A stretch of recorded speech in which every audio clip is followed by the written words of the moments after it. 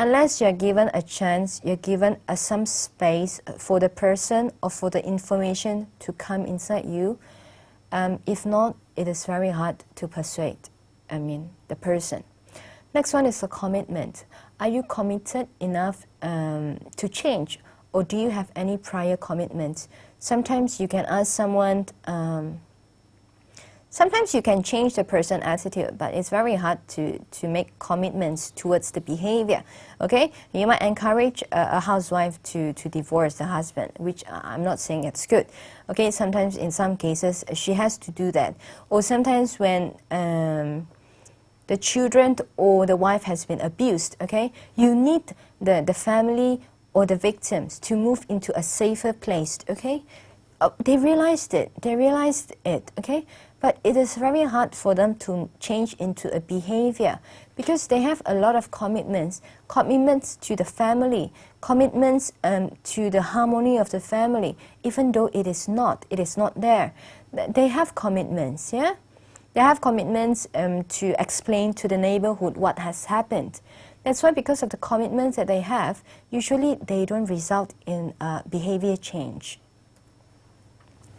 Next one is the knowledge. Now, if the knowledge that you get, it's the knowledge that you know, if it's more than the knowledge that you know, then it's very hard to be persuaded. And also, you're selective in choosing your information. Sometimes you are selective in choosing your information. Some information I want to take in, but some information they are not favorable to me, I would choose to neglect that, okay? People do that. And also, we pay more attention on favorable information. You might hate someone, okay? But when you present facts, when they present facts about that person, please pay attention. Your behavior would usually pay attention to those that are not good about that person. But when they say something that's good about that person, you would choose to ignore that facts, okay? Now, this is nature of humans. Now, that's why some people find it hard to change, yeah? Now, some things we would like to talk about. The first one is counter-attitudinal action. Now, it means the dissonance will be greater if the penalty or the benefits are small. Now, let me start with an experiment. Now, there were two groups of people. They engaged in a very boring task. Now, when you say boring, it's very boring, okay? Now, after that, the experimenter would ask the participants to say, would you recommend this experiment or this task to the next group of people, okay? And of course, they are given money, okay? One group were given 1 ringgit, okay? And another group were given 20 ringgit.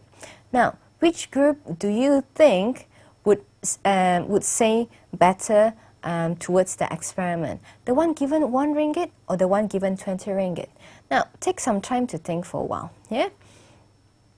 Now, the result is that, now we would think that the 20 ringgit group, they would write better, but no, it's actually the 1 ringgit would report the task to be more interesting because the benefits are small, so the dissonance will be greater. When it says dissonance will be greater, it means we come to a conclusion or we come to an understanding of the situation. Now, of course, when you have 20 ringgit, what is there to lose? Of course, you can just report bad things about that thing. Because you get only 1 ringgit, because you have missed out so much money, you might as well just say, yeah, it's good. We should just, this task is great. Yep, the next group should engage in it. Now, next one is the thought polarization hypothesis. Now, be careful when you persuade. When you persuade someone, you've got to be convincing. When you're half-cooked or half-baked, please do not persuade someone. Or when your facts are not enough, please do not persuade someone. You'll be ending up being the person or being the victim, and people would keep knocking you, okay? Thought polarization hypothesis, it is by Abraham Tazer. It is a more extended thoughts, okay? Now, when you encourage someone, smoking is bad, do not smoke, what do people have?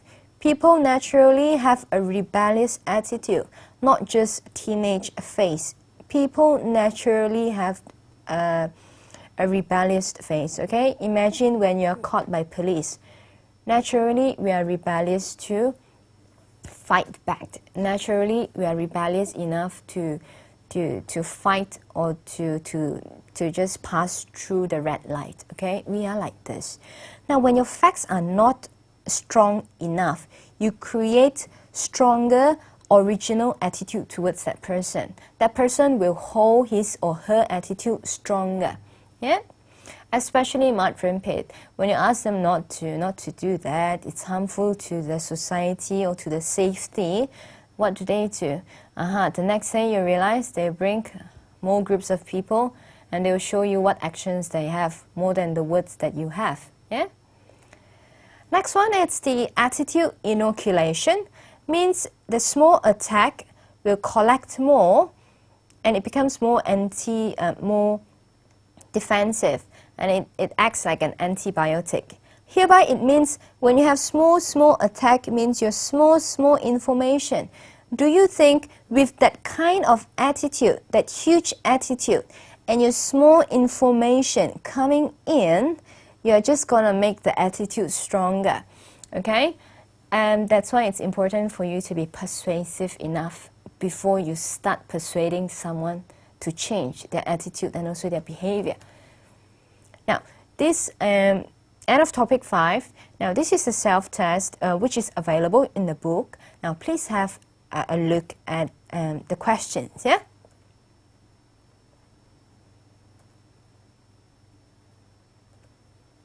Now, next one, topic 6, we'll talk about social influence. Now, this is interesting. We'll talk about power, the power that people have, okay, and how they influence the society.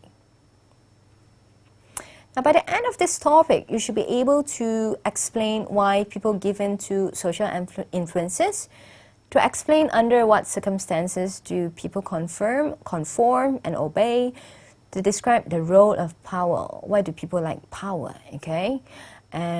People like to become president. It's not they want to help or they want to serve the society. Now, to identify who resists the pressure to conform, and also to identify the need to be accepted in groups. We want to be accepted, okay? And lastly, to explain theories and also research of conformity and the influences of majorities and also minorities, okay? Now, how do you define social influence? Social influence is the interaction between individuals. You've got to have interaction, yeah? If you don't have interaction, it's not social influence. That creates changes in belief. Now, influence, when you want to influence someone, you have to have a change in your belief, your attitude, and also your feelings, and then your behavior based on the comments, your action, or the mere presence of others. When someone just come in like this, when the person has enough power to come in, the person has enough influence to change the whole audience, yeah? Now, 3 things: conformity, compliance, and also obedience. Just now we have already talked a bit about compliance, yeah? Now, how do you define conformity? Conformity is you change your behavior or your beliefs in response to direct or indirect pressures from others. Conform. Somehow when you conform, means you conform to the standards of the society. 30 years ago, when you talk about tattoo, I mean in a modern city, I'm not talking about Orang Asli. Orang Asli has been doing that for years, yeah? Now when you talk about tattooing, I realize that people are becoming to conform that tattoo is a normal behavior. Now, this is how we are changed by our social influence, yeah? Is it still acceptable? Is it right? More and more people think it is acceptable. They conform to a group standard. Or we talk about gays, okay? More and more people are conformed to the idea that it is acceptable, yeah? Because of the group standard, we conform to the group, okay? When 99% of your group says yes, would you say no? Okay? Imagine when you hang out with your friends in a restaurant, not really a restaurant, you're just standing at the roadside. You are deciding where to go. If 5 of you, 3 of them decided to go to KLCC, Would you dare to say, I don't want, I want to go to Times Square?